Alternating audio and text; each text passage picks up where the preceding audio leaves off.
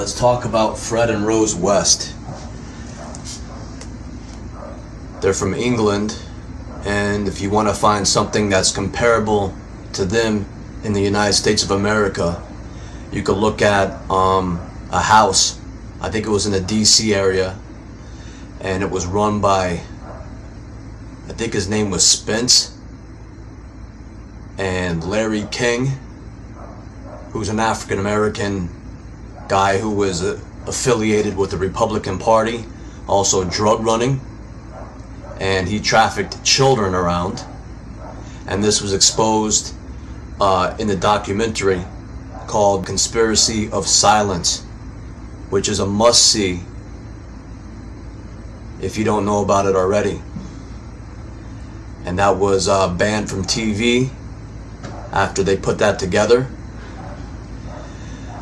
But they managed to get it on the internet, and it discussed how people like Larry King and Spence, Craig Spence I think his name is, how they would have this house where they have parties, and they'll have politicians come there, cops, Secret Service, corporate executives, government people, whatever.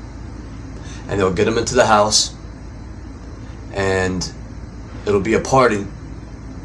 And then as the night went on and it got later, they would bring out the drugs, and then they would prostitute usually young kids.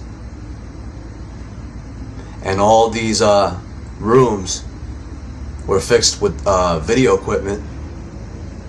So they got many of these government guys, cops, politicians, corporate executives on video using drugs and having sex with underage kids.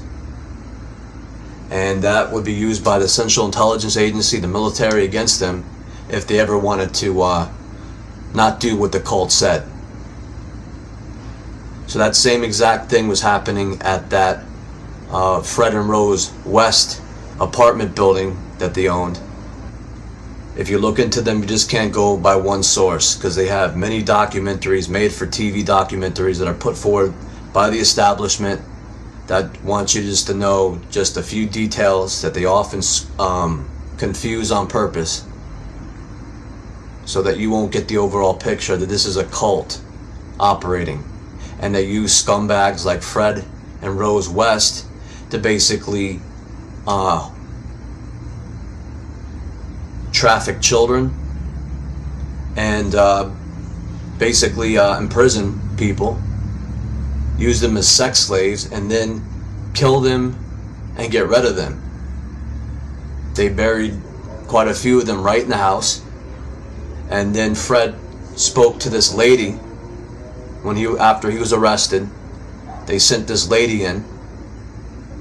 I think her last name was Leach, and he confided in her a lot of different details about a cult, about people after him, about a barn in a remote area that they used to tie up young ladies after they basically duct tape their faces, and they just hang them up there to abuse them and then kill them.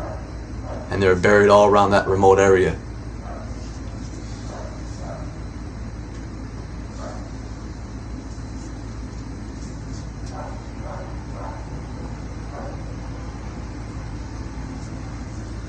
So let's talk about the programming of Fred West. He came from a multi-generational, ritualistically abused family. His mother was abusing him, while his father was abusing his sisters.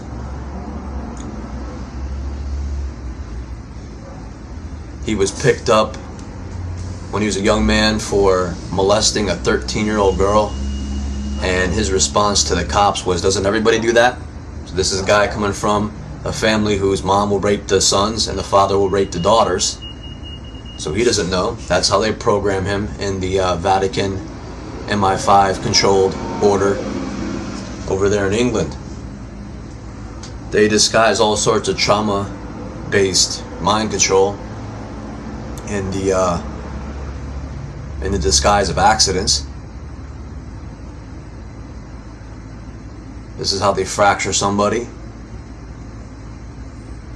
So he had a motorcycle accident where he suffered some head injuries, and lo and behold, after that he had uncontrolled anger, it's reported.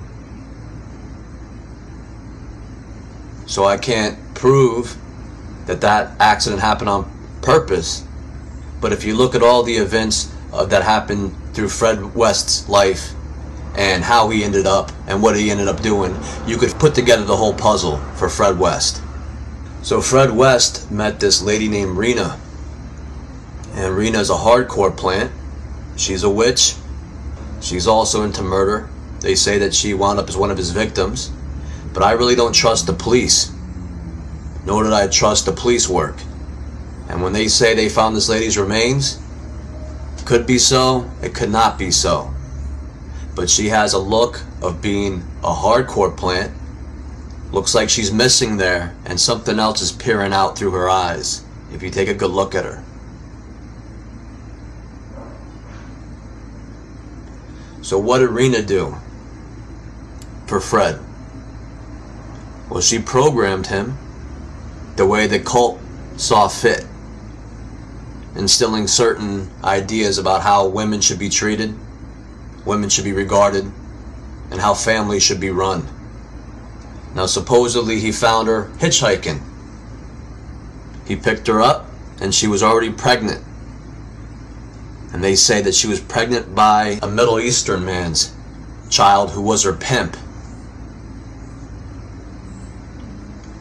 And she asked Fred to marry her so that she could tell her parents it was his kid.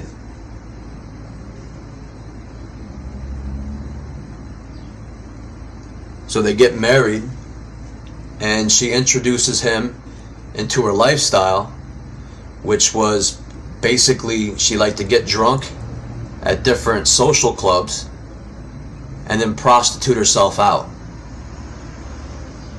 And Fred was introduced to this Middle Eastern father of her child / pimp, who was her handler, and Fred was given a job basically driving her around to her different clients and acting as like a bodyguard while she serviced the different clients.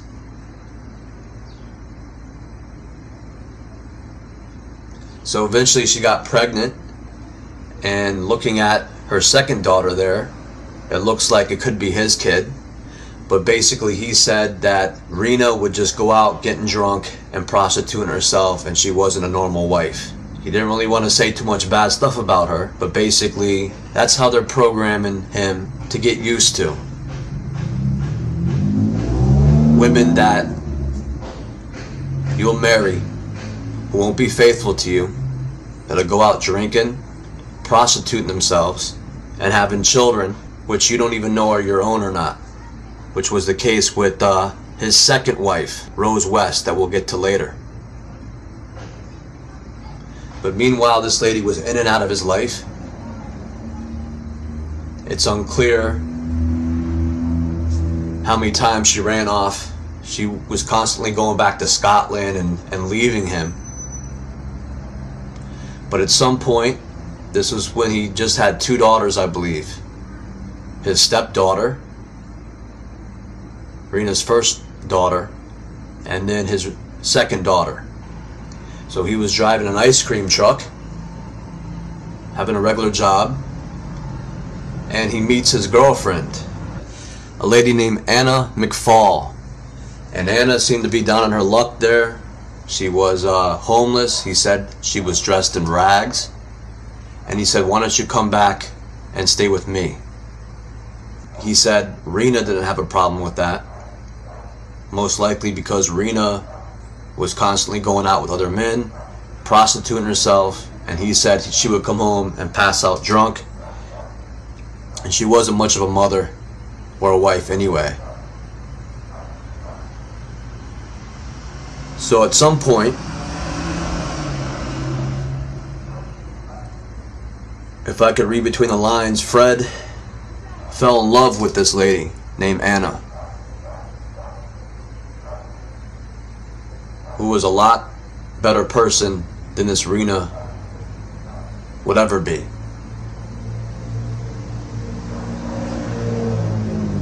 And I guess the order, the cult started to notice this, that Fred, Anna, and the two children might have been having a more normal relationship than Fred's cult-controlled hooker of a wife that has different pimps. In one statement, Rena had a Middle Eastern man that was her pimp. In another report, it was an Asian man. And in a third report, it was a Jamaican man. And I'll get to that. Fred left. Fred moved out into a trailer with Anna. And the different reports say different things. But Anna was living in this trailer. My guess is Fred went with her with the two kids, while Rena was out doing whatever she was doing. At that point, an accident happened at Fred's job. And Fred ran over, I think, a little boy while he was driving his ice cream truck. And that went on for him to lose his job driving ice cream trucks. So that was the first hit on him after he tried to find a more normal life with a more decent lady named Anna McFall, I'm guessing. Like I said, these reports vary. I think a consistent report, Fred, Anna, and the two children are living in a trailer somewhere.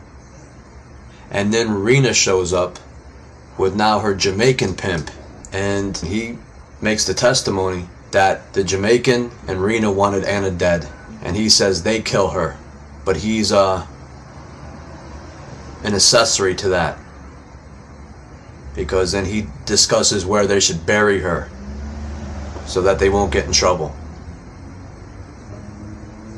Later on he says he killed her, and he has a different story. So then Rena disappears at that point. She leaves her kids with Fred there. She doesn't care about her kids. She likes to drink. She's a prostitute. She's a plant. They say that he kills her. But I really wouldn't be surprised if she just disappeared into the cult to be used in different operations. So my guess is that quite possibly that is not her remains that they found out there. It's someone else that the cult murdered, that they want to say it's Rena's remains. I really don't trust the cops. And Rena has that look.